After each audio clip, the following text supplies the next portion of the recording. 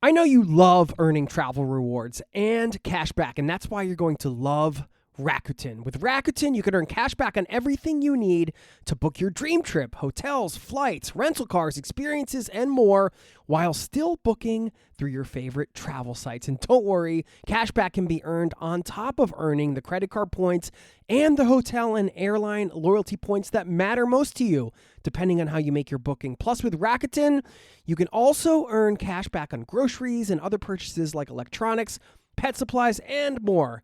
And the best part, you can join today for free and start earning cash back on top of your travel rewards. Go to Rakuten.com or get the app. That's Rakuten, Rakuten. Rakuten, the most rewarding way to shop. This episode is brought to you by TaxAct. Don't do your taxes alone. Join TaxAct's National Admin Night. Admin nights are social gatherings for getting through your to-do list. So get ready for a night of fun, finding deductions, and filing taxes with TaxAct, where you can file your federal and state return for just $49 through April 8. Let's get together and get them over with. Visit taxact.com/admin-night for details. Protein is now at Starbucks, and it's never tasted so good. You can add protein cold foam to your favorite drink or try one of our new protein lattes or matcha. Try it today at Starbucks.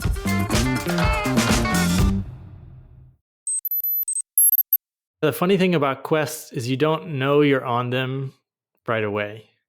You start collecting the pieces of the quest, and then you're like, wait a second. I think I'm on a quest. I think I'm going to set a goal. And the first quest I remember setting for myself was, it must have been when I was about a teenager. I had been to about half the states. And I was like, I think I can go to all the states before I turn 30. And so then it became a matter of orchestrating travel around getting one state or a cluster of states. In a way, it makes travel more sacred in a way because it's in service of the quest itself. So everything becomes kind of like a pilgrimage, and there's more intentionality behind it. Yeah, it's just a wonderful game you can play that just gives a structure to whatever it is you're probably already doing anyway. That is Derek Loudermilk, today's guest, talking about how a quest, travel-related or otherwise, can add value to your life. And perhaps you'll come out of this episode with an idea for a quest of your own. We get into a lot more in this conversation.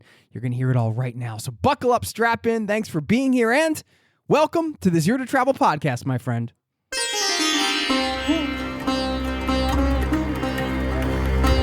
You're listening to the Zero to Travel podcast, where we explore exciting travel-based work, lifestyle, and business opportunities, helping you to achieve your wildest travel dreams. And now your host, world wanderer and travel junkie, Jason Moore. Hey, it's Jason here with ZeroToTravel.com. Welcome to the show. Thanks for hanging out, letting me bring a little travel into your ears today. This is the show to help you travel the world on your terms, to fill your life with as much travel as you desire, no matter what your situation or experience.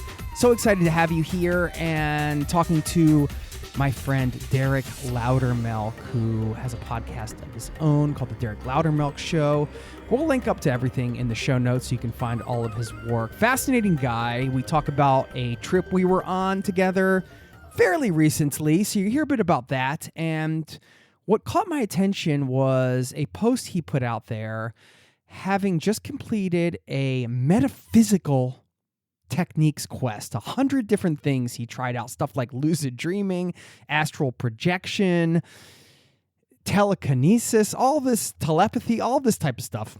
And, I'm sure the antennas are going off right now as the skeptic in you starts to go on high alert.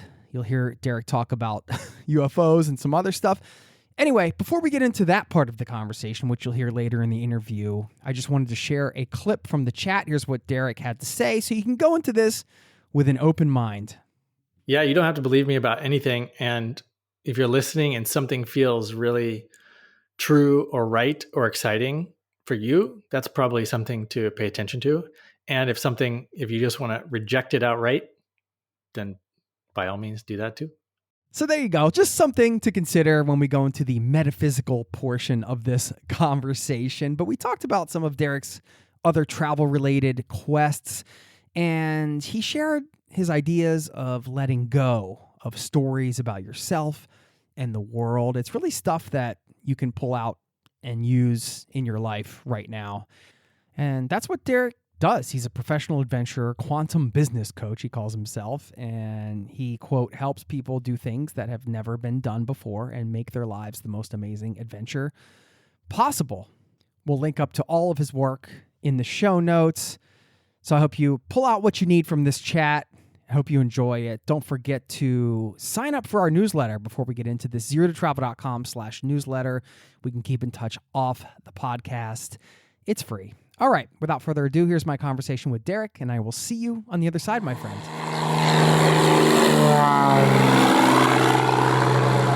I'm thinking we're going to have a good time today, man. That's what I'm thinking. What are you thinking? Or wait, what am I thinking? There we go. Wait, you can tell me what I'm thinking, can't you? I should be able to. Why do I even ask anymore? It's good to see you, man. I should formally say, Derek Loudermilk, welcome back to the Zero to Travel podcast, my friend. We got a lot to talk about today. Jason, yeah, thank you. Good to see you again as well. Yes, absolutely. Well, I mean, the last time we saw each other was in person, which I'll talk about in a minute. But I should mention you have a wonderful podcast yourself, the Derek Loudermilk Show. Adventure, entrepreneurship, spirituality, science, and peak performance, all wrapped and rolled into one giant, delicious all at once podcast burrito, right? Exactly. How you doing, man? I mean, I congratulations. I'm going to talk about the 3 B's here on the front end. I'm going to start with the baby. You got a baby, a new baby, a third baby. A new baby. Yep. Yeah. 4 months Congratulations, old. man. Thank you. How old is he now, right? So it's a son? It's a boy? Yeah, it's a boy, 4 months old. It was like really easy at first, and now it's starting to get to be a handful. So You're in the thick of it now? The deciding not to sleep in the nighttime kind of thing. Oh, yeah. Okay. Yeah. Well, I mean, dude, I appreciate you doing this because you have some sickness going on right now and a 4-month-old and all that stuff. It's crazy. I mean, what do you do to kind of unwind? If you have a moment or some moments to yourself, what do you like? When I was in college, I was running the cross country team, and I had such a full schedule of other extracurriculars that I became a master at naps. I can do a 20-minute nap and get like 4 hours of sleep in. Really? And that's actually really helpful because like I can sleep on a train or in a taxi or on a plane, like any transportation anywhere in the world, like I'm probably sleeping, which also makes the trip go way faster. If you see a handsome, sleeping, bearded man, it's probably Derek. Don't wake him up, whatever you do. Oh, it's funny. My sister has a whole nap routine. She has like these, I remember, because I last time I spent time with her and she showed me, she had like this heavy blanket and then this goggle set. It was like a whole routine she did. And then she would lay down. They have these weighted blankets. Yeah. It was that. And eye mask and a thing. And I guess it would just trigger her into these fantastic naps. I'm a little jealous. I've never been a napper in that way. I remember when I was like 15 and it was actually, we were traveling. I was traveling with my family. We went out to Forks, Washington, which is where the Twilight series took place or filmed, or I think it's where it was set. Anyway, we were out there and I went for this long run and I had this epiphany while I was running about how to fall asleep instantly. And I still remember it because I came back and I was so excited to tell my dad. I was like, I figured it out. I figured out how to fall asleep. And he's like, okay, whatever. But it involves this process of me like falling through the bed, like gravity pulling me down into the bed. And it works every time. It takes like 90 seconds and you're asleep. So you visualize yourself getting pulled into the bed, kind of? Yeah, basically. Yeah. Yeah, I discovered that when I was 15 because Wow. I have this very active brain, which would keep me up. until I figured it out.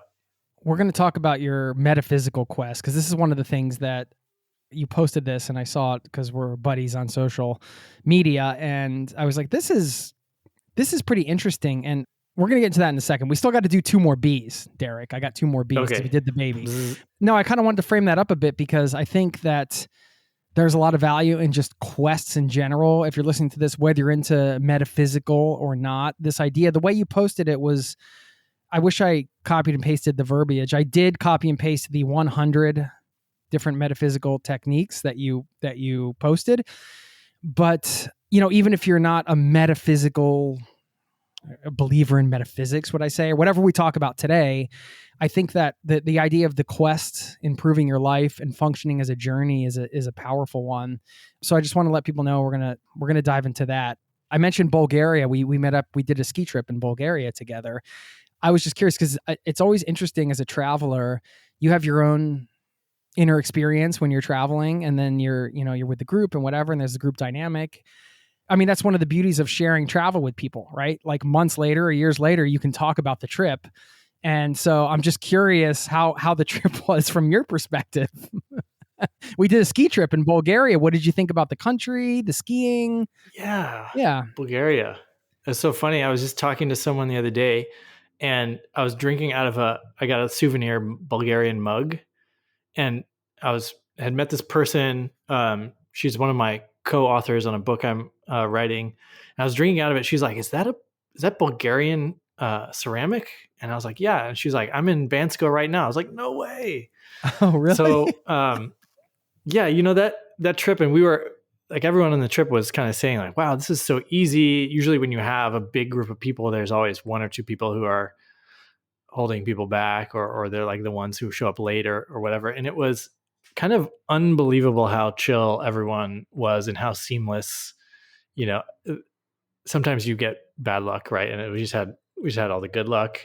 Powder day when we wanted it, and it was just really fantastic. And like when we flew into Sofia, and that first night, kind of just walking around the town and seeing the sunset, and actually the mountains you can see them from the middle of the business district in Sofia. So they're like right there.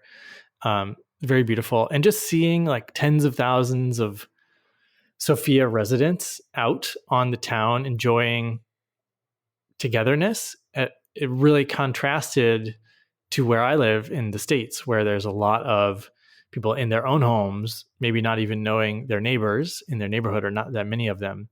And I just remembered, like how so much of the world developed that togetherness, without the parking lots and the cars and things like that. And it's great to have those types of comparisons, right? That's one of the beauties of travel, is just to see like, wow, everyone is basically forced out of their home. They live in these small apartments. They're forced outside into community. And there's, 100 different bar restaurants on this little strip. And it was really nice to see. Yeah.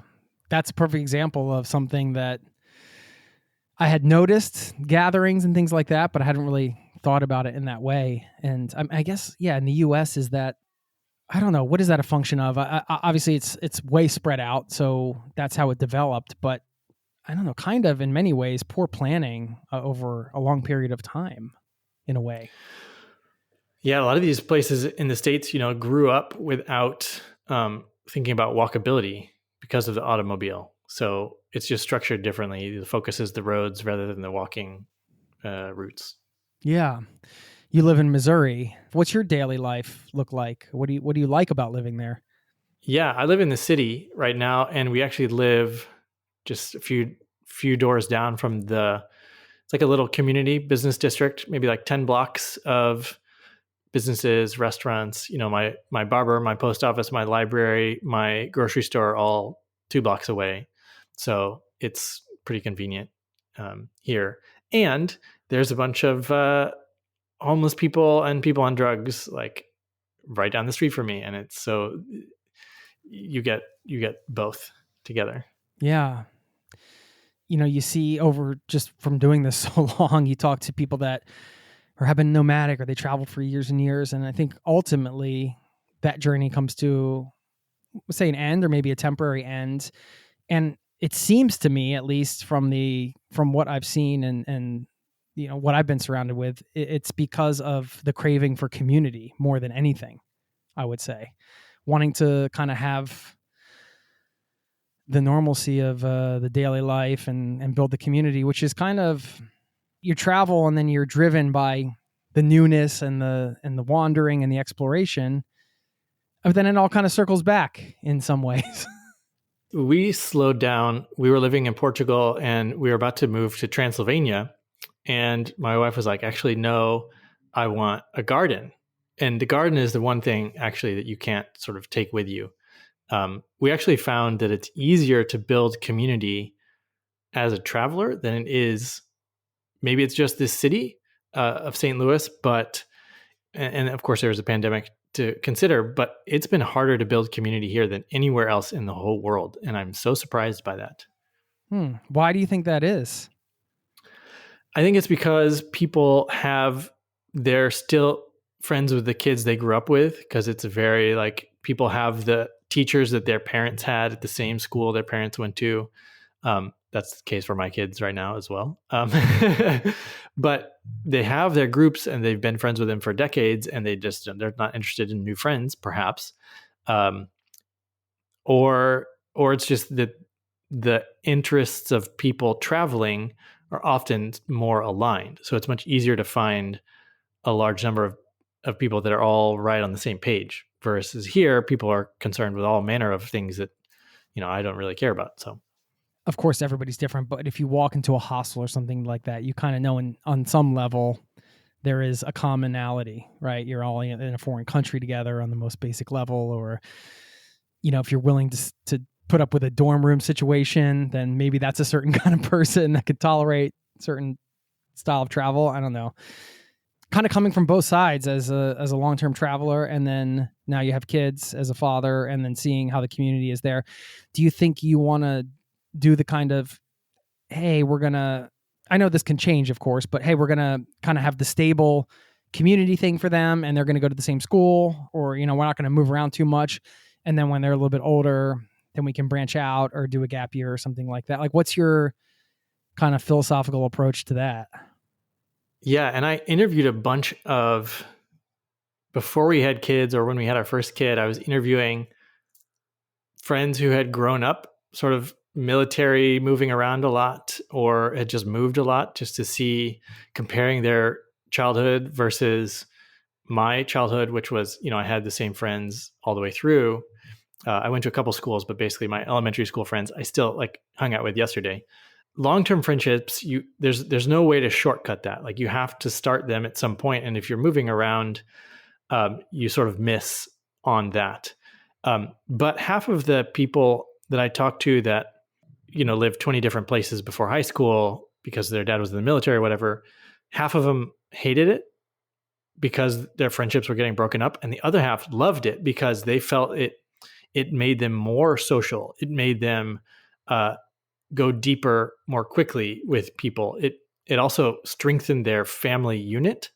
So it increased, how the families could rely on each other. So I think you can have a beautiful experience either way. So we're definitely planning we're thinking about, our kids now are 4 months, 5 and 7, and we're thinking of spending a year abroad next year, because now they're old enough to, at least the older two are old enough to sort of remember if we actually live abroad, that'll sink in a little bit more.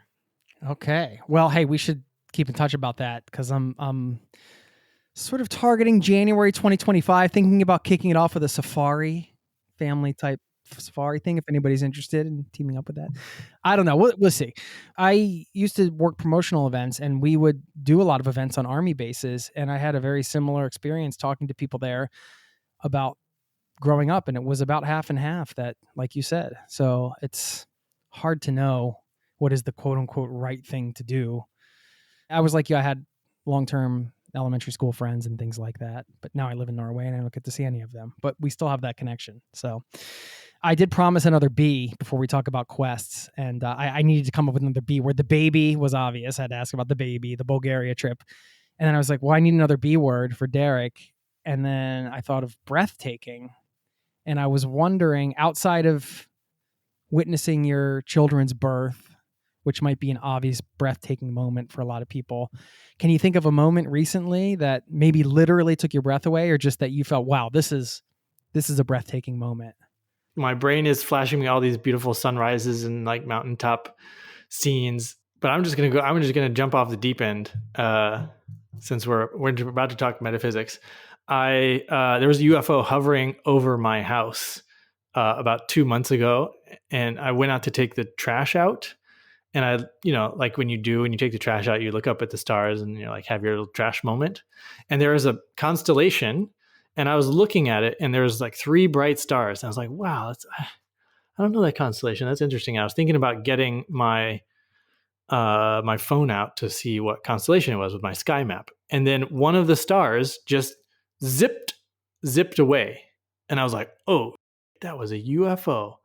And it was so fast and just so surreal that I don't know. I'm still dumbfounded by the experience. Because I thought for sure it was just a star, because it was just hovering in place, and it was just a globe of light, kind of bright, like you would see a planet rather than a star maybe, and then just zipped away. And I was like, that's nothing else it could be, is other than a UFO. So that was pretty rad. Yeah, I mean, UFOs, unidentified flying objects. So literally, that would be the definition of it, right? Like, you don't know what that flying object is. It's going way too fast, faster than anything else can go. Maybe we should call it a UAP. Yeah, because the new term is UAP, and there's less baggage with that, I suppose. We'll get back to the interview in just a moment. I know you love earning travel rewards and cash back, and that's why you're going to love Rakuten. With Rakuten, you can earn cash back on everything you need to book your dream trip: hotels, flights, rental cars, experiences, and more, while still booking through your favorite travel sites. And don't worry, cash back can be earned on top of earning the credit card points and the hotel and airline loyalty points that matter most to you, depending on how you make your booking. Plus, with Rakuten, you can also earn cash back on groceries and other purchases like electronics, pet supplies, and more. And the best part, you can join today for free and start earning cash back on top of your travel rewards. Go to Rakuten.com or get the app. That's Rakuten, Rakuten. Rakuten, the most rewarding way to shop. This episode is brought to you by Fandango. People say fans are too distracted these days, but the truth is, when a great movie hits the screen, you show up, you stay glued, invested, part of the story. And without fans like you, there'd be no cinema magic, no shared moments. So head to Fandango.com to get tickets, stream, or rent or buy top movies and series. Fandango loves fans. Now, back to the show. I saw an argument from, I just blanked out on his name. What's the famous astrophysicist? Not Einstein, but, some modern day. Michio Kaku is pretty... No. He wrote Astrophysics for People in a Hurry. Neil deGrasse Tyson. Neil deGrasse Tyson. Okay. Anyway, I saw an argument from him where he said, I hadn't thought about this, but he said that why does everybody assume that a UFO would be a carbon-based life form? It could be, AI or something else completely. And I don't know, I just hadn't thought of that before. What's your take? Yeah, well, a lot of, because I've, had at this point, metaphysical quest, encountered lots of weird stuff. And, some UFOs are meant to be metal physical crafts, and some of them are just light plasma, which is kind of like what I probably saw. So it would be a less of a physical thing, or it'd be kind of physically in and out of this dimension, less solid, perhaps. Anyway, there's infinite possibilities theoretically of what life could be. So, yeah. All right. Well, let's get into that, because I want to talk about some of your background and how this matches up. But let's just talk about. I do think it's important to talk about quests, because when I saw this, the first thing I thought was, well, first of all, I looked at the list and I was like, this is insane, all this stuff. And just to give people a sneak preview, it's telepathy, some of them telepathy, animal communication. Some you've probably heard of, like reiki or astral projection. Other things you probably haven't heard of. I don't know what neurofeedback is, or I've heard of laughing yoga. Anyway, but there's this whole list of 100 things, and I thought, well, this is just cool that you had this intention to go down this rabbit hole, and then you completed it. And I'm just wondering, metaphysics aside and things like that, what did being on a quest like that, where you set an intention, you're like, I want to do these things, and now I'm going to go do them. How did that improve your life? And I'm kind of fishing for maybe just advice for anybody else that might be, maybe it's their version of that. Like, I'm going to knit, 25 different articles of clothing, whatever, they want to go on their own quest and use it as another way of traveling in some way, right? I don't know. I want to hear your thoughts on it, because I think you have some interesting perspectives on that. Yeah, the funny thing about quests is you don't know you're on them right away. You like start collecting the pieces of the quest, and then you're like, wait a second, I think I'm on a quest. I think I'm going to set a goal. And the first quest I remember setting for myself was, it must have been when I was about a teenager. I had been to about half the states. And I was like, I think I can go to all the states before I turn 30. And so then it became a matter of orchestrating travel around getting one state or a cluster of states. Like actually the hardest state to get was Delaware, because it's not on the way to anything.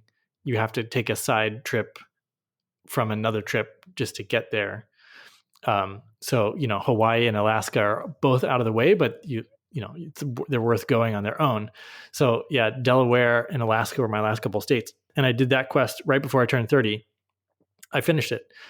So it gives you these constraints, right? But it also, instead of just haphazardly touring around the country, it forces you to experience a breadth of different experiences. And in a way, it makes travel more sacred in a way, because it's in service of the quest itself. So everything becomes kind of like a pilgrimage, and there's more intentionality behind it. And so, since then, I have an ongoing quest to live on all 6 inhabited continents at least 3 months or more. And the reason that is just when you spend at least 3 months in a place, you start to get to know your grocer or your local restaurant owner or your barber or whatever, and you understand really what the cadence of life is like in a place. So to really experience the whole globe, I said, well, let's just live on every continent. So we've lived on 4 right now. We've got South America and Africa left. And so, yeah, I mean, Chris Guillebeau he wrote a book about quests, which is a great book. But it's just a wonderful game you can play, and that just gives a structure to whatever it is you're probably already doing anyway. Is it the experience itself just a bit more fulfilling in a different way for you personally? It forces you to get creative sometimes. It forces you to bring the best of yourself in order to, find the right pieces for the quest. I know people that try to go to every country, their best stories are like, how did I get a visa to Equatorial Guinea or something like that, where they don't let you in or something, and that becomes the story of the quest, even though I'm sure Paris was nice. But it forces you to have that variety. Yeah. Do you have other quests that you haven't shared that are kind of ongoing or that are developing? No, just the continent. That's the only open quest. I'm trying to think if I had another. But yeah, it's kind of interesting to, I completed the quest in July, the metaphysical quest, and I've done like 2 or 3 more since then. So it's not like I just stopped doing anything interesting or new after that, but there's definitely like I can let off the gas pedal. Like I don't have to try anymore to seek out novelty in that way. I guess seeking out novelty, yeah, it's a way to force it in some ways, I guess, right? Because you have to travel to Delaware, for example. Yeah. And I Right? had, that was actually a life-changing experience, because I became vegetarian for a year after going to Delaware. Because when you go to the East Coast, a lot of places you can get lobster or crab, and we got a Delaware crab bake or boil or something where we had this huge pile of crabs, and we had to physically crack open the bodies of the crabs to get the meat out. And it just really hit me. And I was like, I am just destroying the bodies of these animals and just consuming them. And I was like, oh my gosh, I feel like a barbarian. So I became a vegetarian for about a year, just because I wasn't sure if I could handle destroying animals for consumption. I eat meat now, but it's turned very much into like the same way the Native Americans, say a prayer when they kill an animal. Like I make sure I'm giving deep thanks whenever I'm consuming meat. Can you explain metaphysics in a way? Yeah, your interpretation of what it is that makes up metaphysical practices, or yeah. Yeah, and so physics and metaphysics are together. It's all just physics, but metaphysics is sort of the invisible physics. So phenomenon that haven't been described by our normal three-dimensional physics, like Newtonian, Einsteinian physics. They only cover so much. Metaphysics would be like the rest of that physics, but it's all fundamental laws of the universe. Like nothing can happen in the universe unless it's part of the way the universe works. So metaphysics is just sort of talking about physics in a way that actually a lot of ancient cultures already knew, and then we forgot it. So it's kind of remembering and integrating the physics, basically the physics of consciousness with Newtonian Cartesian three-dimensional physics. This is kind of an aside, but you're a quantum business coach. And so, and one of the things you talk about is quantum entrepreneurship, and how is that related? How is, some of the, let's say the more earthly pursuits like business or entrepreneurship, how do you tie those two things together? Because I think that's a really interesting part of your work, is how you kind of combine those things. And, again, as we get into this, like, I don't think that, we can talk about skepticism and things like that maybe afterwards, but just talk about how you figured out for yourself how to merge those interests together. Yeah, I've been coaching for 20 years and doing business entrepreneurship for about 12. And this metaphysical quest started 8 years ago. So that's just, whatever I'm interested in, I blend together.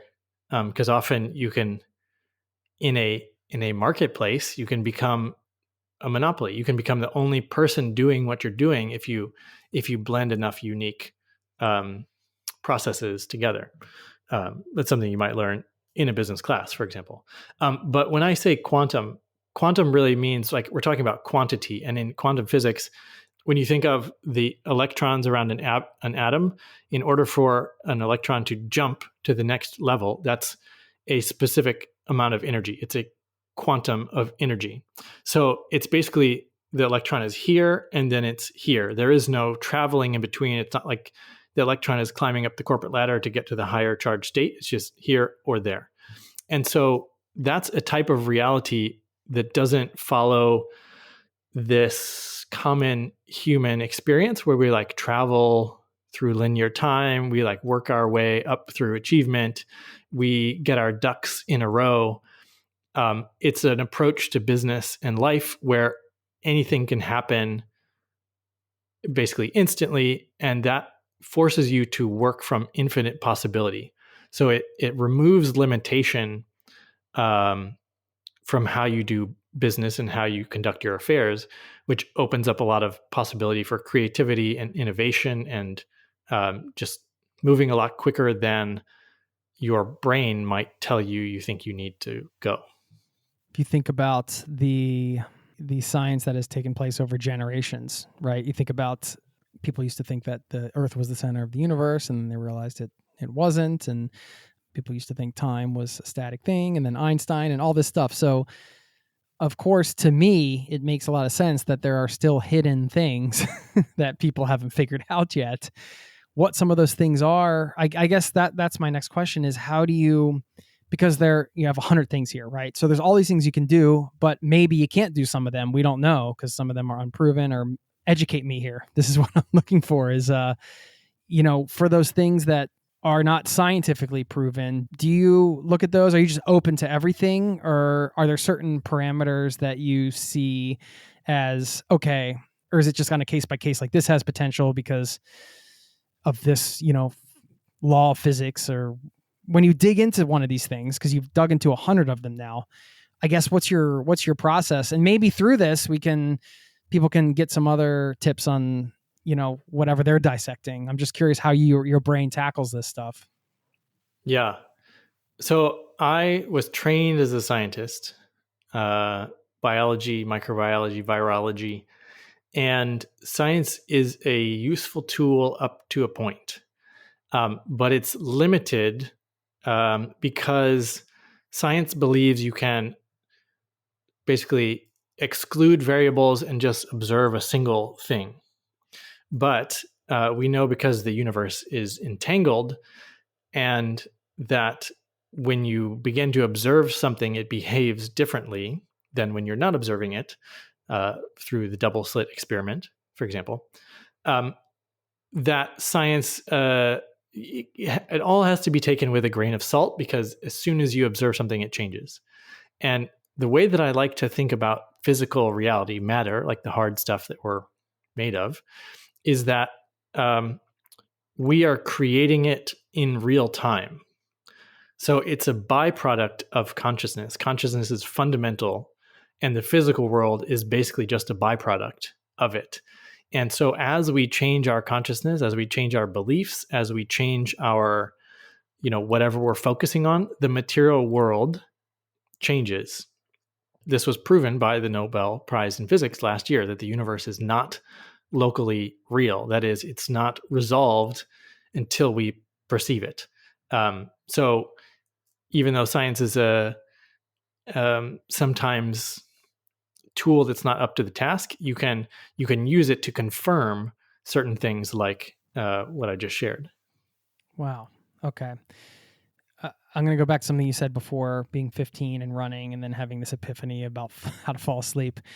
And I feel like there's some element of mysticism to you in some ways. And I'm just wondering if that's something you agree with. Is that something that has been a part of you for your life journey? And maybe it's just you've been able to look back and tie it together later. I'm just wondering if this type of interest or this whole metaphysical world has been sort of innate as a part of your life journey. I've come to understand that it has been more part of my life, but I didn't realize it until just recently. For example, I had an invisible friend when I was a kid. A lot of kids do. But I didn't realize that was actually real until recently, and understand how that works. But the kids and the people who have more access to their sort of the full understanding of their consciousness, people that are naturally psychic or things like that, a lot of times they're just programmed a bit less than the rest of people. So we're not born with any particular beliefs or programming, but our families and our churches and our schools and our cultures do the most, they brainwash us since birth, basically, to fit in with whatever structures that we need to fit in with. You're going to learn this language, you're going to learn this math, you're going to learn whatever it is. That's all programming. You didn't come with any yet. It's just programmed here once you arrive. So the less programming that you have, usually it's easier to access more of your total awareness, which is a lot what these things are just people accessing their innate abilities, and sort of programming just restricts people to a degree. So for you to explore these things, you had to do some deprogramming, I guess. How does one deprogram? Exactly. If you think about this from a practical perspective for whatever you want to do, using travel as an example, the idea of taking a year to travel might be like sound insane to somebody's family who's listening. And then now they need to deprogram their own upbringing to make that sane, and then to also perhaps get people on board, or at least get their head around it and have the conversation. So, yeah. And if you land in a country where they drive on the wrong side of the road, and the mailboxes are a different color, and they're eating spicy food, and it's all just so new, and you grew up a certain way thinking life had to be in a certain way, and then you see that it's different, all of your programs get shattered right then and there. So travel is actually a really wonderful unlocking mechanism for a lot of people in that regard. So back to the original question, for you to deprogram, what did that look like? Yeah, it's just a matter of being willing to let go of beliefs. So just holding them very lightly. And not getting attached to any particular belief one way or the other. And this also means beliefs about yourself, beliefs about how good or bad of a person you are, beliefs about what your childhood meant for who you are today, both good and bad. So the hardest thing for me actually was giving up my stories of being good at stuff, my stories that I'm like smart or athletic, being willing to just let those go as well, since they're very helpful for me. And whatever is true will, of course, just stick around anyway. But it's been a process of just sort of relaxing how tightly I hold to whatever I thought was the way that the world was. We'll get back to the interview in just a moment. This episode is brought to you by Ferrero. Soccer's biggest stage is approaching, and Ferrero is making it easy to go all in. Pick any two Ferrero brands from Kinder Bueno to Ferrero Rocher, and you could win the $1 million grand prize, plus an exciting range of daily and weekly prizes. Don't miss your shot. Official rules apply. Learn more at goallinandwin.com. Ryan Reynolds here from Mint Mobile. I don't know if you knew this, but anyone can get the same premium wireless for $15 a month plan that I've been enjoying. It's not just for celebrities. So do like I did and have one of your assistant's assistants switch you to Mint Mobile today. I'm told it's super easy to do at mintmobile.com/switch. Upfront payment of $45 for 3-month plan, equivalent to $15 per month required. Intro rate first 3 months only, then full price plan options available. Taxes and fees extra. See full terms at mintmobile.com. Now, back to the show. How would you speak to somebody listening right now who's going to be skeptical of the next part of this conversation, that Derek can, or maybe perhaps you have not found a way to communicate with animals, for example, or, some of the things we're going to go through on this list. Yeah. What do you say? I've done a lot of research. Actually, a lot of the telepathy, animal communication, remote viewing has actually been really well studied. When I started getting into that, I thought, oh my gosh, I'm going to do a fun science project and publish and prove telepathy. It turns out telepathy was proven 75 years ago, and there's been 10,000 or more studies around all of this stuff, and it's really well documented, and you just have to go and read the scientific literature. So that was obviously I didn't know that until I read the literature. And I think a lot of people, until they read the literature about whether it's telepathy or, cancer research, they have no idea what the cutting edge is. So sometimes it just takes bringing yourself up to speed about the current body of knowledge.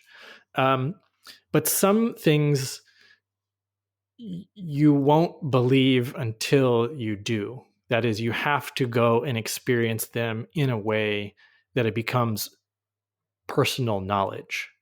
Like, you can't understand certain things by reading about them. You just have to go and know them through experience. Can you share some of your experiences, or some of the more maybe profound experiences you had on this quest over the last 8 years? Because there's a long list here, Derek. I don't know what success meant to you. Crystal elixirs, let's say. I don't know if success meant just learning about it and being able to create an elixir, or if it meant creating an elixir that would, I don't know what a crystal elixir does. I'm just pulling one example, but that would, it's a great example. Have a certain effect. This goes back to like the quest structure, I guess, but what was your approach to kind of each of these things? Like, how did you decide what was deep enough to count it as, okay, check, I did that? Yeah. Well, let's just talk about crystal elixirs since you brought it up. That's kind of something that I've been experimenting with. We know there's a lot of science, good, physical science, around water and memory. And for example, you can program water with different memories, and it will retain those memories, and you can get the data back from the water. Water is an interesting medium. That's kind of what the science medicine of homeopathy is based around. It's a frequential based medicine. So things go in and out of coherence. And so I thought, oh my gosh, I could do that with crystals, because crystals have their own unique crystalline structure, which is its own sort of frequency, right? Remember, if the physical world is just a byproduct, to create a crystal is a very pure note. Think of it like a music note, right? Something very pure is a nice clear note, and I could transfer that frequency from the crystal into the water, and then because the human body is largely water, the body then could, you could consume the elixir and harmonize with the frequencies that were imbued within it. So it's like transferring certain frequency. So then the question is, well, let's try it and see what happens. So I made certain elixirs for certain things, like a love potion, a wealth potion, things like that. And then I just gave them out to people and said, drink this every day for a month and tell me what happens. It was like a bottle of water that you had infused with the frequency of the crystal, let's say, and you give it to them, drink it for a month. Exactly. Okay. Yeah. So either they could say, I didn't notice anything. They could say, I noticed something that wasn't, part of what I expected. And this is just basic experimental science. You come up with a hypothesis. My hypothesis is that this water will help this person experience more inspiration if they drink it every day, right? So it's a testable hypothesis, yes or no. Give it to a bunch of people, they try it, and then I start to get feedback like, oh my gosh, I, had more intimate moments with my partner in the last month than I have in the last year. And it was only during this window that I was drinking this love potion. Interesting correlation. Maybe we should study it further. So a lot of these experiences are at the point where there's some preliminary interesting data that could be taken further, but I'll probably just leave them at that level until someone comes and wants to do a double blind study on it. Yeah. Okay. Yeah. So it's just kind of like, hey, I'm curious about this. Let's dive in. Let's just basically see what happens. I mean, see how much fun it is to be friends with Derek. He might show up one day and be like, hey, Jason, by the way, drink this. You're going to be rich in a month. All right. The wealth potions that I've given people, they message me a month or two later, hey, I just hit 6 figures for the first time in my new business. It's amazing. Could be any number of factors, right? You can't necessarily disentangle all these factors from one another, but hopefully it helped. Yeah. Or, could it be that in that scenario that you're just getting it top of mind? You're infusing them with an intention, even if the water is not infused, or I guess it's infused, but you know what I mean? It's just the idea of, wow, I'm consuming this thing and this is happening. And now I'm thinking about this and it's part of my daily thought process. I mean, it all works together, right? Yeah. I mean, the placebo effect is well documented and it's more effective than most pharmaceuticals. So why aren't we taking advantage of it more? True. What are you drinking right now? This is just Just good old holy water. Nice. Number one, here, let me just give people the number one spiritual practice they can do that's really easy. There's some good science behind, like if you go to Lourdes or one of these sacred sites where there's holy water that has healing properties, like well-documented scientific healing properties, like if you immerse yourself in the water, you can take a drop of that water and amplify it. So you can turn any water into holy water. And there's also these studies done by Dean Radin where he made holy chocolate, where he took two different groups of people. This is a double-blind, placebo-controlled study. He took two groups and sent one group ordinary chocolate bars and another group chocolate bars that had been blessed by monks, and had them eat the chocolate for a week. And the people who ate the blessed holy chocolate had improvements in blood pressure, different metabolic characteristics, heart rate variability. Their overall scores of well-being went up. Their sleep scores went up. Basically, they proved that you can turn chocolate holy and that it does improve health when you eat it. And you can do the same thing with water. And so I advise everyone to bless their water before they drink it, and it will improve your health. That's like the easiest spiritual metaphysical practice that you can do. And how do you do that? What do you have certain words that you say, or? I use the Hawaiian Ho'oponopono prayer, which is basically 4 lines in any order. I love you. I'm sorry. Please forgive me. Thank you. But you can simplify it. If you're just doing water, you can just say, I love you, water. Thank you, water. That's simple enough. Okay. Yeah. Yeah. What were some of the other experiences? I want to hear more about. Was there one that stood out that was really, have you had a deep mystical experience, for example, or something that really kind of even took you by surprise throughout this quest? I'm at the point where like I've seen enough crazy stuff that there's like nothing is impossible for me, which is kind of a cool place to be. You just go down your list and we'll let your intuition pick the right one to talk about. Okay. Well, let's talk about intuition before I pick something else on the list, because that's something that comes up a lot on the show, comes up a lot in my life. You want to tap into it, and then you want to not only tap into it, but you want to be able to parse out your thinking mind and not let it dissuade you from something that you feel like you intuitively need to do, even if it doesn't make sense. I have such a funny story. My friend just, I was sending him, actually, I'm wearing magnetite crystals. Magnetite protects the body from magnetic fluctuations. It stabilizes your personal magnetic field, which is tied to your emotions. So whenever there's solar flares or dramatic galactic activity that's bombarding the Earth with high energy radiation or magnetic waves or anything, if it blows out the Earth's magnetic covering, it can really affect people's emotions, make them sick. It can make you extra emotional. All kinds of things can happen that you don't really want to feel. So the magnetite sort of helps protect against that. So I sent him to get some magnetite. He's living in another nomad. He's living in Mexico City at the moment. And so he went to find, there's a particular part of town where all the rock shops are. And he was like, I should go to that little podunk one, but it was all the way by itself. And then the rest were sort of the next block down. And he was like, nah. And he talked himself out of it. So he got the intuition, I should go to this shop. Then he talked himself out of it because circumstances said he was more likely to find what he's looking for where there's more shops together.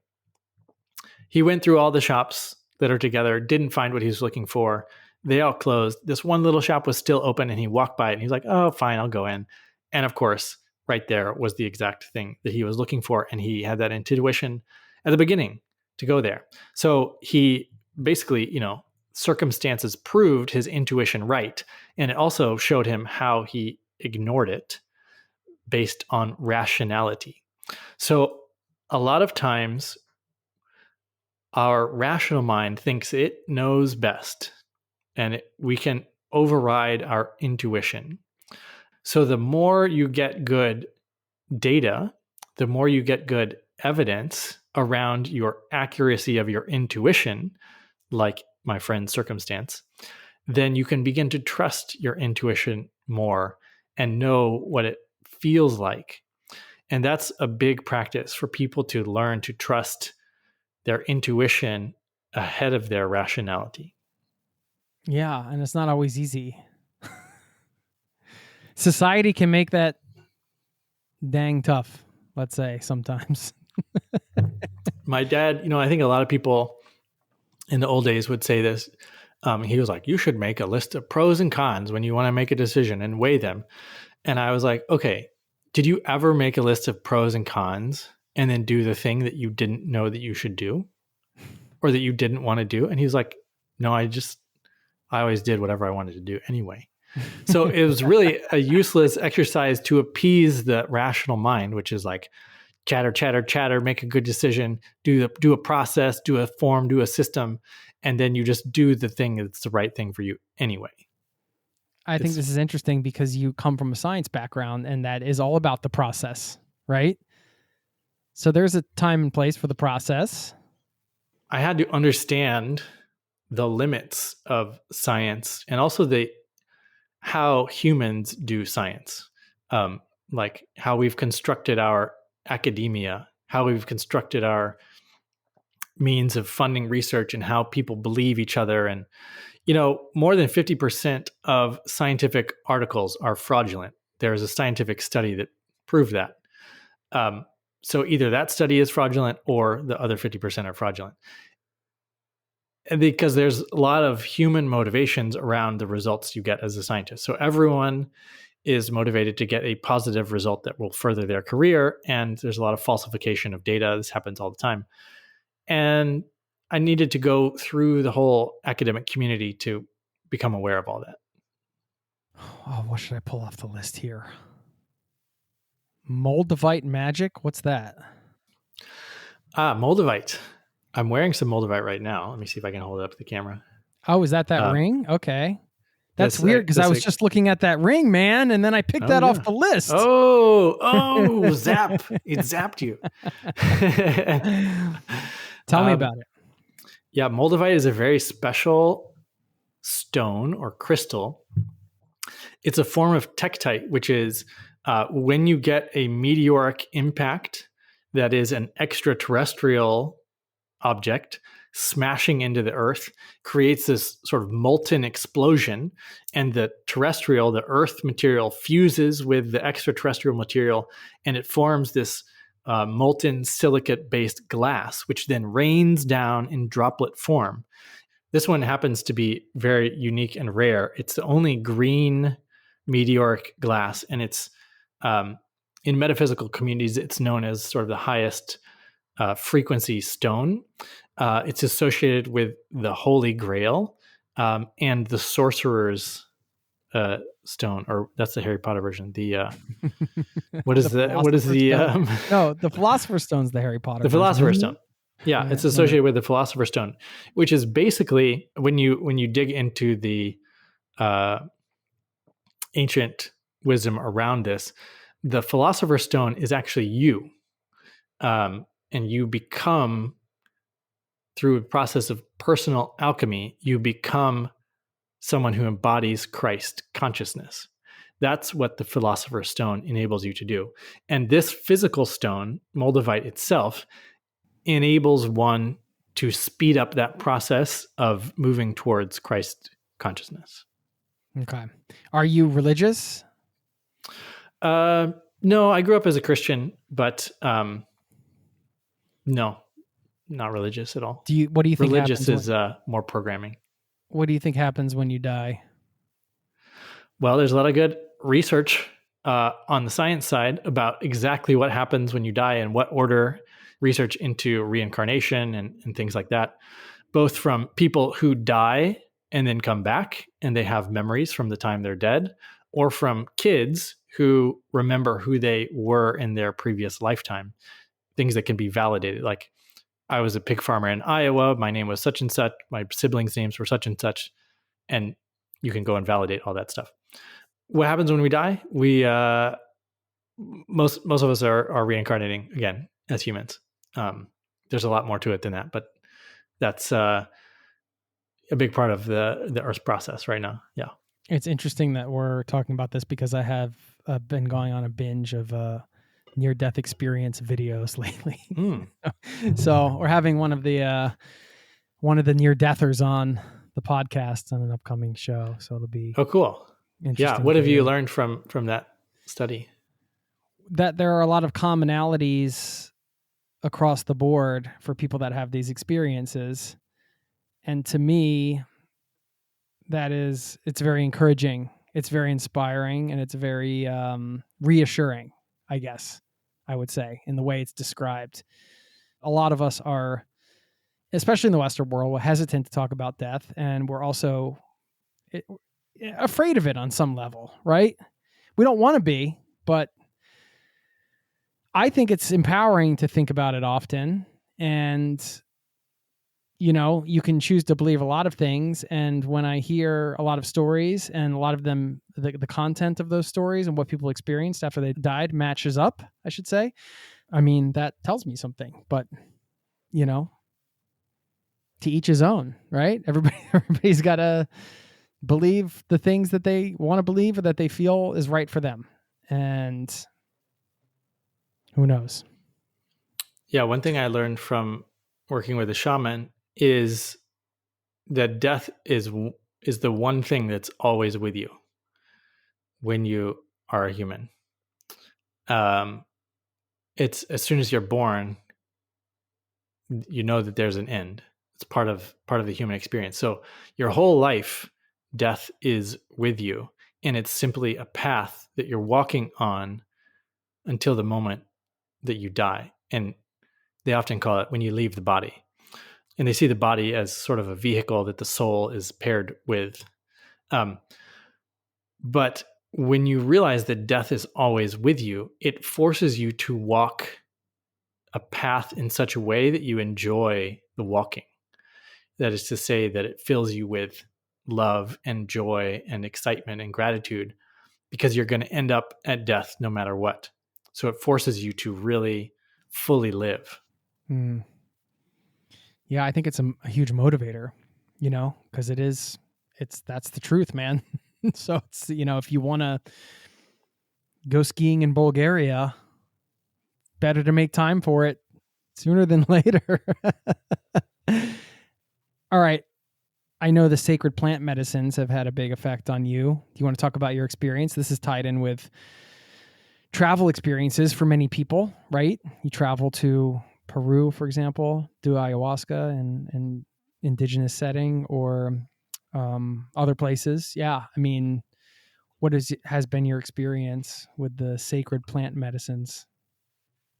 Yeah, I've done ayahuasca and mushrooms, and at this point I've stopped.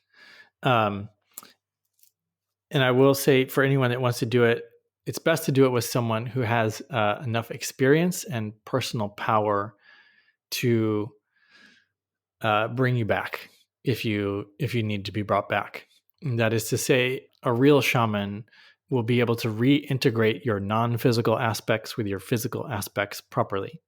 And if you don't have confidence that the person you're doing a journey with can do that, then wait until you find the right person. And so plant medicine is like a key or a portal. And then you still have to step through that portal and explore on the other side. At this point, I don't need those particular keys anymore. But they're phenomenal for anybody that's first. And we talked about beliefs. They're really great for helping you loosen your attachment to your beliefs. Because there's so many new things on the other side of ayahuasca or mushrooms or any of these. And they also show you so many parts of yourself that you weren't aware of. There's a lot of healing that happens in these types of ceremonies, a lot of guidance, a lot of awakenings. When I first did ayahuasca, I was doing it with my girlfriend at the time, and we did a multi-day ceremony. And the first night, and it was such a kind of messy circumstances, not messy, but I was dating multiple people at the same time. And at that first night of that ceremony, I was like, oh, I'm in love with Heidi, not these other women. And I told her, and I also told her, I was like, I think we're supposed to have babies together. Like, I think if I'm going to have kids, it's going to be with you. And then she was like, well, that's great because I'm pregnant. And I was like, whoa, no way. And then that was a whole, the rest of the 3-day ceremony was just a whole different experience after that. Wow. What was the experience after that? Becoming a dad and transition and all that stuff? Yeah. Well, the next night, then I was like, oh, I'm going to be a dad. I got to get my together. And so I basically spent the whole night dealing with decades worth of things that I was ashamed about, or things that I didn't like about myself, or, my shadow side. I just did all that work all at once. It was the single most painful experience. Like, I died many times in a single night. Physical pain, nausea, vomiting, shakes, burning, the whole 9. And then at the end of the night, I was ready to be a dad, all sorted, totally fine, at peace with everything about myself. And here we go, ready to be a dad. What timing. Vocal transformation. What's that about? I love audio. I love music. I love vocals. I like transformation. Sounds like it could be fun. Yeah. This is a methodology discovered, pioneered, created by my friend Marin, who happens to be one of the most enlightened people that I have met. And she is decades practicing Tibetan Buddhist. She's also trained for decades with the Peruvian shamans in administering ayahuasca. And she's also a trained Broadway singer. So she's intimately aware of sound and frequency and vibration and the voice, and training the body and the voice is a way of training how we create reality. And it's also understanding how our physical bodies process the experiences that we go through as a human. And so it's a very both fun and profound way of, everybody's talking about trauma these days. I'm not that interested in talking about it, but there's a lot of, it doesn't have to be traumatic experiences. It just has to be even unresolved experiences, like that you don't fully understand about anything in your past that's affecting you, but you don't know how exactly it's affecting you, can be looked at through this work, this vocal transformation work. It also helps you just learn to breathe and speak and sing properly, which is wonderful. Yeah, because on the surface, it sounds like you're changing your voice. Vocal transformation. Is that what, are you finding different voices to heal? You change your voice, but you also use your voice to change you. Okay. And you permanently change your voice, or what's the... Once you train your body to breathe properly, then your voice will become more resonant. It will have more variation. You can use it more powerfully without it getting tired. I see. Okay. A lot of the things you could learn as a trained public speaker or Broadway singer. Okay. So it's like vocal training, but with sort of healing and awareness around, technique. And that's interesting. You have some kind of course coming up, I guess, on telepathy, I guess. Talk about that. How do you teach people this, or what are some of your experiences with that? Give us the lowdown. Yeah. So we all have some level of telepathy, which is great news. You might have experienced it when you know who's calling you, like the phone rings and you know who it's going to be and you look, oh, it is. That's who it was. Or when you feel yourself being stared at and you look and then there's someone staring at you. That's a great example. That's such a common one. Yeah. Yeah. And there's been some really fun experiments where they had people, they put them behind one-way mirrors and stared at them and they knew, and then they put them on like a CCTV camera and they still knew when they were being stared at. So it's not bound by proximity or direct line of sight even. What other examples? This happens to my family all the time where I will have a song in my head and my wife will put it on.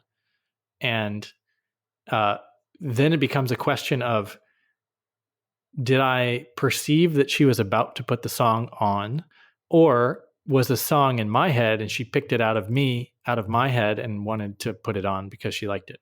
So whose was it first? Or did it exist in the ether and we both picked up on it at the same time? So sometimes it's very hard to tell like where the idea came from. Or if you've ever been in a conversation with friends and you say something and they're like, oh my gosh, I was just thinking the same thing. That's a great idea. It's not clear where the thought originated. I've had lots of people tell me they realized they were telepathic when they were at the grocery store and they started thinking like, oh, I should really get that steak, and they're a vegetarian or something. Or like they started thinking like, oh, that person's really attractive, when they're not attracted to that type of people at all. And then they realized it was the person next to them's thoughts that they were picking up or tuning into. And I've had hundreds and hundreds of comments on social media where people are telling me their experiences of when they realized they were experiencing telepathy. So because, again, of societal programming that says telepathy is not real or whatever, most people don't think they have telepathy, but everyone has telepathy. It's just because, again, the physical world is a byproduct of consciousness. Telepathy is actually more fundamental than sight or hearing or any of the 5 physical senses. But it becomes, again, a matter of training yourself through practice to trust the information that you're getting, because we all get telepathic information in a different way. We all get it unique to us. So sometimes people get it more like visual. Sometimes they get words spoken to them. Sometimes they get an inner knowing. And there's just different ways that the information gets processed through us. So a telepathy course, which I teach with a well-known Danish telepath named Dita Young. And she's really famous for working with animals. She works with a Danish Olympic horse team. And she works with a lot of nonverbal autistics. Families that have children that can't speak will bring their kids to her so that they can communicate and understand what their kid wants and needs. And she's been studied by at least 4 scientific teams from different universities. The practice of teaching telepathy is teaching yourself how to be open to the information and then trusting yourself of what you're getting. So we go through, in our course, here's a photo in an envelope. What's the photo? That's really some of the basics. Then we go to talking to animals, like we do a medical history analysis. So what's wrong with the animal in this picture? And then we can validate that against the known medical history of the animal, right? So you have lots of examples for yourself about your accuracy. So in the military program where they, the CIA psychic spy program, doing remote viewing and things like that, the Russians were doing it, so the Americans started doing it. Basically, they wanted each agent to have a score of reliability. This person's 93% accurate when remote viewing military bases, and that can be validated on a statistical level. So you're basically building this for yourself. How much confidence and what is the confidence interval in the accuracy of your information? So the training process is just exercises and practices to help you prove to yourself that you're an accurate telepath. That's interesting. Yeah, because I was curious, how do you teach something like this? But then when you laid it out, that makes sense. And all those examples you said, I mean, everybody's experienced those things, right? I just did the other day when you said it was with my daughter. It was literally yesterday, I think. I can't remember what it was. It was either a song or something. and she just like said it, and I thought it, and she said it, and it was like out of like an infinite number of things. I don't even know how it happened. It was really cool. And yeah, okay, so you're listening to this, you might be thinking, well, that's just coincidence or whatever. And again, this goes back to, that's a good example of like, do you look at a situation like that and say, oh, we're all telepathic? Or do you look at it and say, that's just coincidence? Or, this is what makes the world beautiful, right? Everybody's got different opinions and feelings and ways they live their life and things they might want to believe or not want to believe and are open to and not open to. And that's part of what's fun in this conversation. It's just fun to, at least for me, I feel like it's cool to just hear what's out there. I'm a curious person. Yeah. Yeah. You don't have to believe me about anything. And if you're listening and something feels really true or right or exciting for you, that's probably something to pay attention to.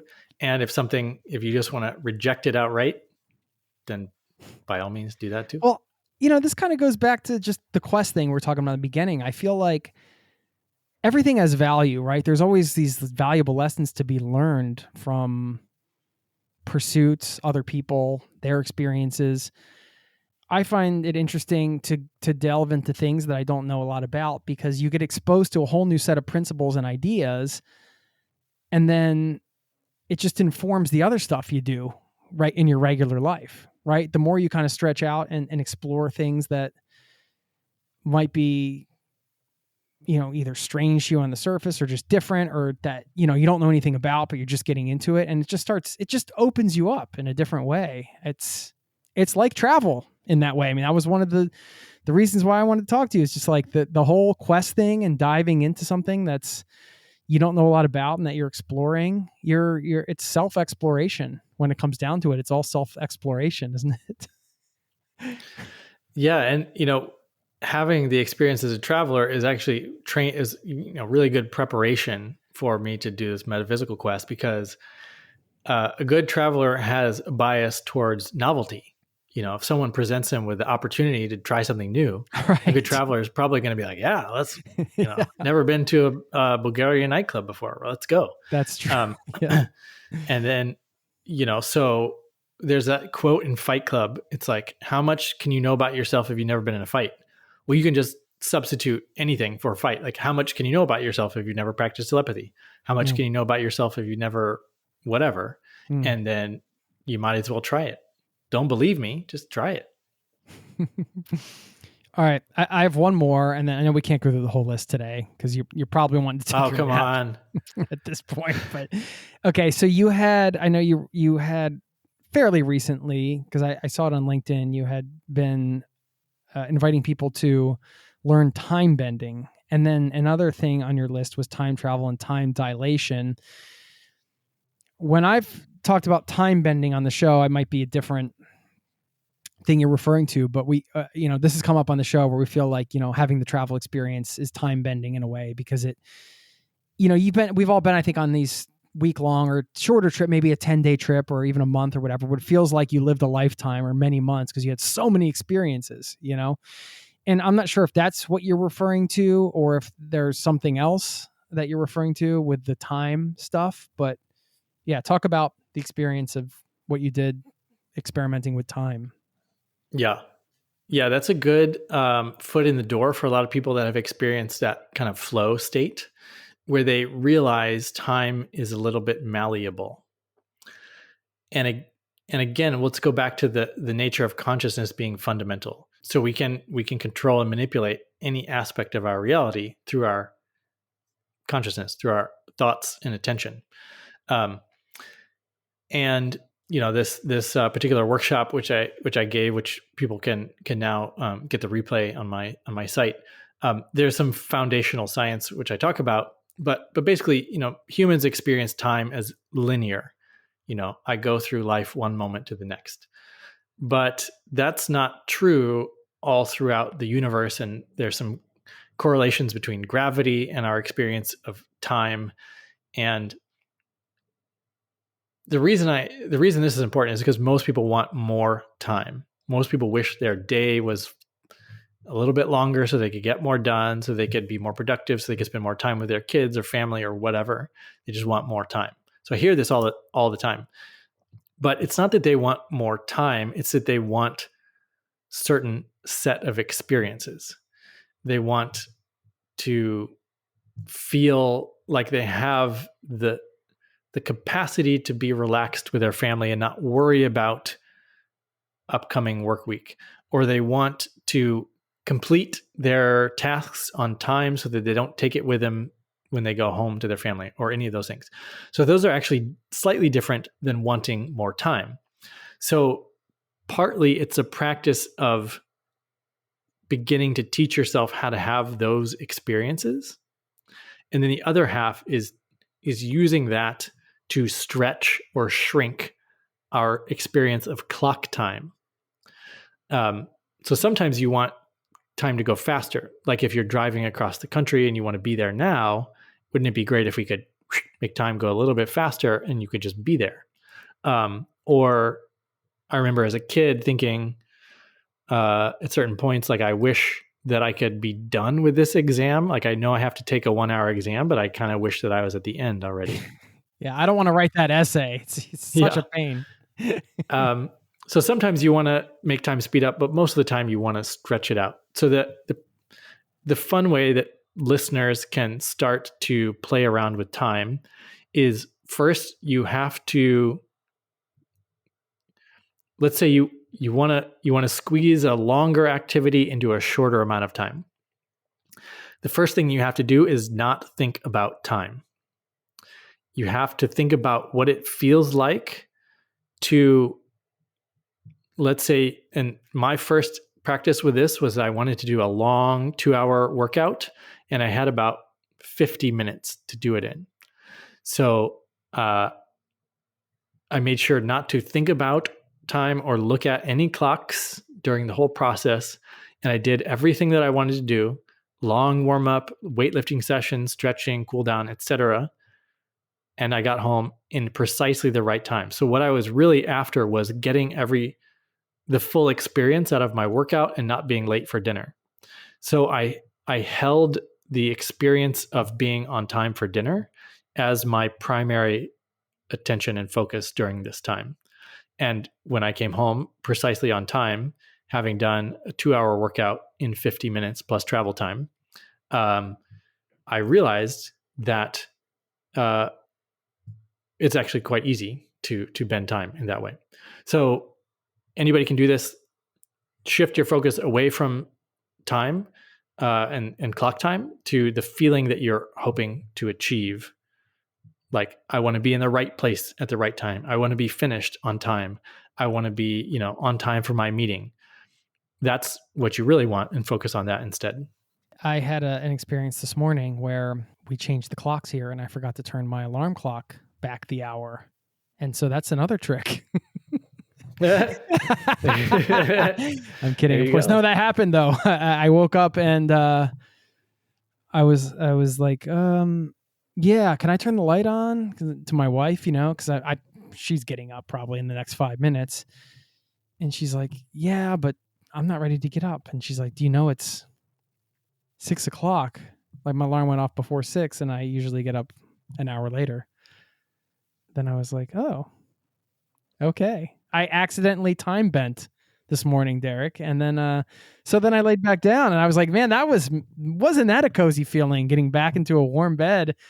That was a bonus 20 minutes in bed. And then I got up and did yoga and still had a morning. So that was cool. If anything can prove that, we can all bend time, it's that we all do it twice a year in a lot of countries anyway. So true. What were some of your favorite resources that you consumed throughout this process? Anything that you want to share here that you think can add some value? Yeah, there's a book called Mind to Matter. I believe that was Dawson Church's book, and it won a bunch of science communication awards, but it's probably has over 1,000 cited references and studies of different ways that sort of prove how we create material reality. So that's a really helpful one for people that like to to learn from reading about this stuff. Yeah. What did you learn about yourself through this whole process? I learned we can do anything. There's this Key and Peele sketch where he's like interviewing an athlete after winning the championship, and he's like, "I can do anything, kids. You can fly. Go and jump off your house." And the reporter's like, "Nope, don't listen to that guy. Like, don't do it." The reason we can't do that is because too many people are creating a certain reality where you can't fly. But if we all collectively agreed that we could fly, then we could fly. And so all of you but what about people the physical that are laws? holding me back, Wait a minute. What about the physical laws of gravity? They would change. Fly. They would change? Yeah. Because of mass consciousness? Exactly. Wow. Really? Yep. Yeah, the physics we experience is particular by collective agreement, essentially. I can't get my head around that.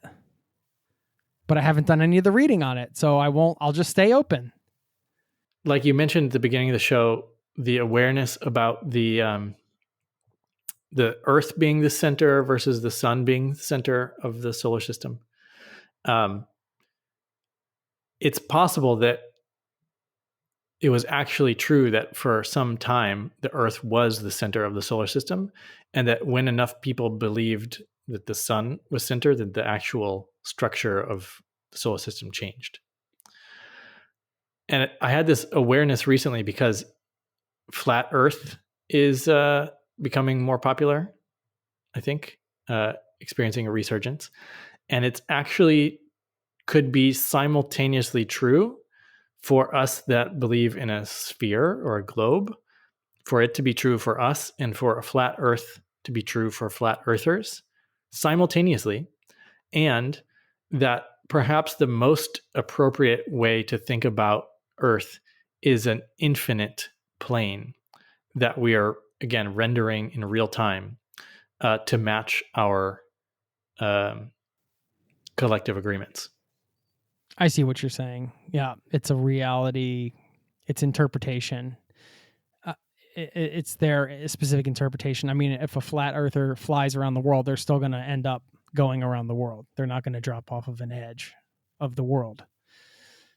But some of the things that you're sharing here, it's like, I'm sure there are plenty of scientists. You come from a scientific background, they're going to be like, well, hold on, wait a minute here.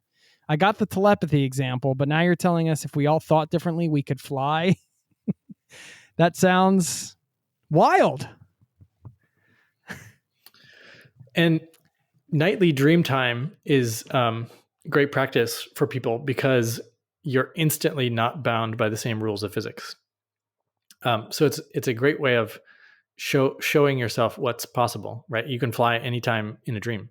And yet that's still us. We're flying. So why not? What's the physics of dream world? That's a pretty accessible part of reality for a lot of people. So it's a fertile ground for exploration about what really is possible. And then why do we have these particular constraints while we're awake versus asleep? What's exactly going on with physics there? There's a lot more to learn from Dreamtime. How do you control your dreams, or how do you use your dreams to be more creative or to enhance your waking life, let's say?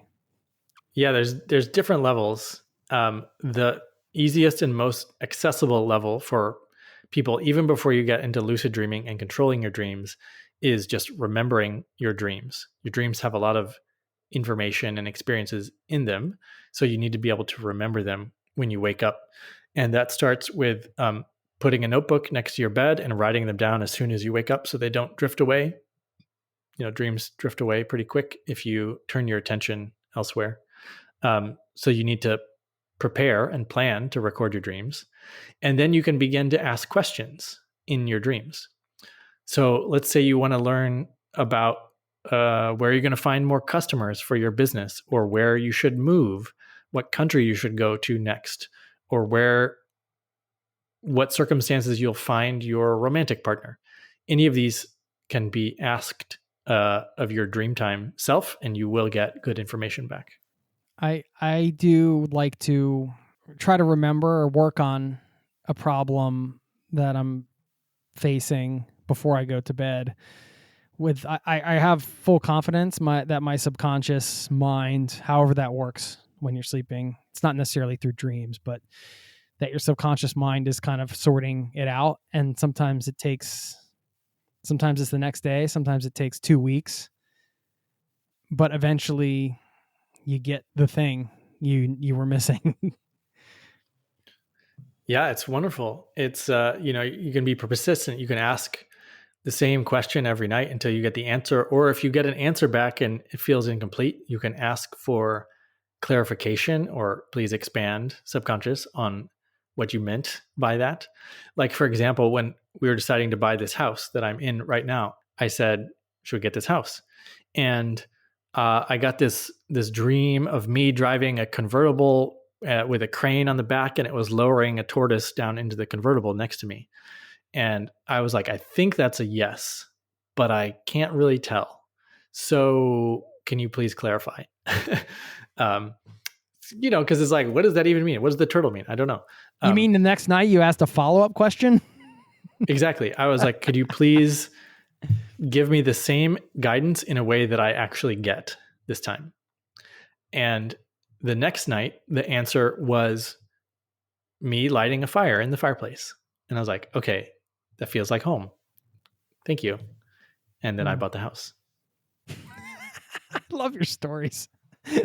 That's great, man. All right. So in that scenario, I promise I'm going to let you go in a minute. In that scenario, was the guidance coming from yourself, or was the guidance coming from the source or whatever, the universe or whatever you want to believe? Yeah. So this is where a good understanding of the different dimensions and how consciousness is observed and interacts with each dimension, but there's a higher self. And a lot of this guidance will be coming from your higher self, which, we talked earlier about reincarnation and things like that. The higher self is that version of you that perceives all your lifetimes simultaneously. And so it has a broader understanding of how all the experiences of all the lifetimes fit together. And you can get better guidance about little decisions from the current life you're in, related to the quest of the overall objective of the soul as a unit. So how do you say that with such conviction? How do you know that that's what it is? Well, there's a lot of evidence. And then that can kind of create a map for you, right? But if you're trying to understand it as a human 3D, you're going to be limited, right? But you have to, a lot of this understanding, you have to go beyond who you think you are, which is only a tiny piece of who you really are. If you want to access higher levels of yourself, there's ancient traditions throughout the world, from Dreamtime to plant medicines to breath work to near-death experiences, right? They all give you access to higher levels of awareness that you can then bring back for useful direction in this lifetime. This was fun, man. Thanks for doing this. Do you want to share whatever you want here? People can find you, all that good stuff. Sure, yeah. The podcast is the Derek Loudermilk Show. Some travel interviews these days, more metaphysical interviews, science and spirituality, often, looking at the evidence for a lot of these things. So it's kind of fun. And then we have a telepathy course that's coming out probably November, December of 23 that you can take with my collaborator and I. And then at Derek Loudermilk on all the socials. I'll read a quote that you put out on one of your socials here. There should be an option where you can parachute out of a commercial airline. If it flies over your house, that would save time. So I just wanted to. That was just a couple days true, ago, isn't it? It might be a little inconvenient for the other passengers. Like every, 20 minutes, somebody's just like opening the door and see you later. Bye. Well, because my mother-in-law was visiting, and I knew her flight was delayed, and I knew my brother-in-law was going to have to go pick her up, and it was like because they're in California, so it was like 2 hours of commuting time just to get the airport.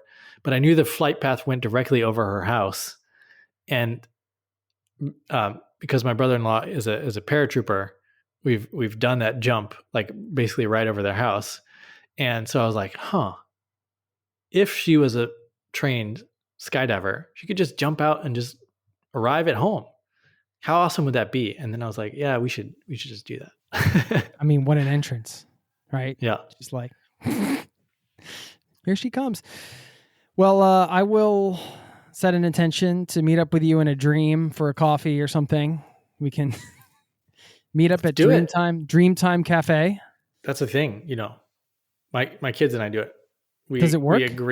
We agree on a place where we'll meet up in Dream World. Yeah. And then we show up, and then if we both have dreams like where we remember each other, we'll tell it to our wife, their mom, my wife, first, so she can validate the evidence. So we cross-reference our dreams with a neutral third party to see if the data matches. And has it worked? Yeah. We're actually shopping for our next house because of data from a code dream. Where did the house thing come from?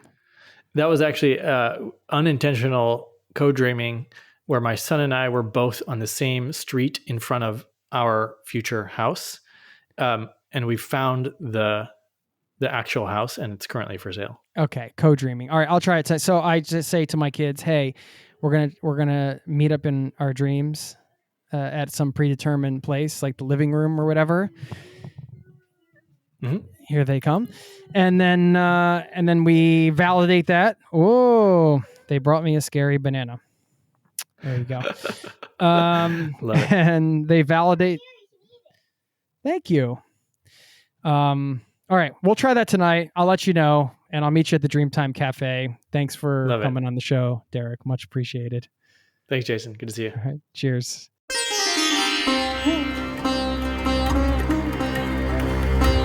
There you have it. Thanks for listening. I love that guy, Derek. Thank you very much for being on the show. Who knows what kind of quest he's going to come up with next. And I wonder, coming out of this, do you have an idea for a quest, a local quest, a travel quest, a skills acquisition quest? Curious. If you do and you decide to pursue it, let me know. Get in touch. I leave a link to my voicemail box in every show notes write-up, and also zerototravel.com/newsletter. You can sign up for free for the newsletter there, and you can always get in touch via email, jason@zerototravel.com. Okay, I'll leave you with a quote to wrap this one up. Had to find something around metaphysics. This one is from Joseph Jalbert, who said, "Logic works, metaphysics contemplates." And I'll leave you with that. Thanks for listening, and I'll see you next time. Peace and love to you and yours. Cheers. This podcast has been brought to you by zerototravel.com. Ideas and advice to make your travel dreams a reality.